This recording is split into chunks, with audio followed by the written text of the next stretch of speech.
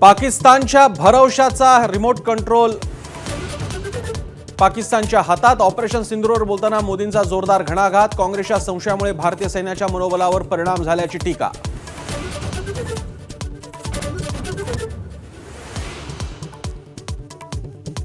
Operation सिंदूर अजून संपलेलं नाही। लोकसभेतून मोदींनी पाकिस्तानला ठणकावलं।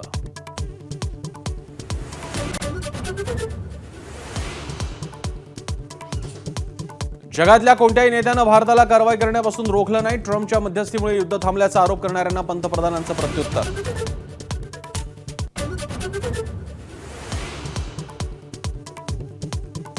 इंदिरा गांधींच्या तुलनेत अर्धी हिंमत जरी असली तरी ट्रम्प खोटं बोलले हे मोदींनी जाहीर करावं। लोकसभेत राहुल गांधींचं पंतप्रधानांना आव्हान।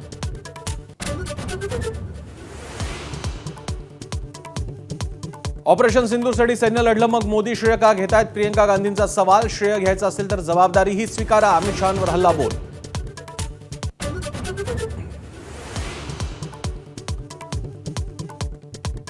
पहलगाम हल्ल्याचा बदला घेण्यासाठी सुरू केलेल्या ऑपरेशन महादेवची अमित शहांनी सांगितली इनसाइड स्टोरी। पहलगाम हल्ल्यातील 3 दहशतवाद्यांचा खात्मा केल्यावर शिक्कामोर्तब।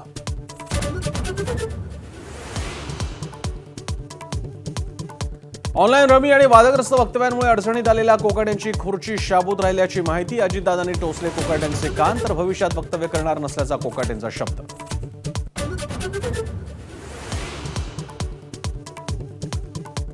ही अखेरची संधी, यापुढे एकही प्रकार खपवून घेणार नाही। सरकारला अडचणीत आणणाऱ्या मंत्र्यांना मुख्यमंत्र्यांकडून तंबी। मंत्रिमंडळ बैठकीनंतर घेतली शाळा।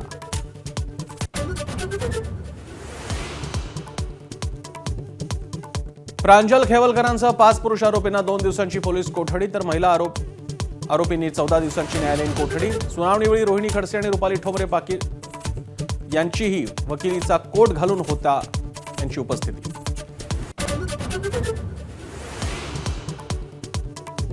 लाडकी बहीण योजनेत 4,800 कोटींचा घोटाळा। खासदार सुप्रिया सुळेंचा आरोप। एसआयटी मार्फत चौकशी करण्याची मागणी, तर पडताळणीशिवाय विरोधक आरोप करत असल्याचा आदिती तटकरेंचा पलटवार।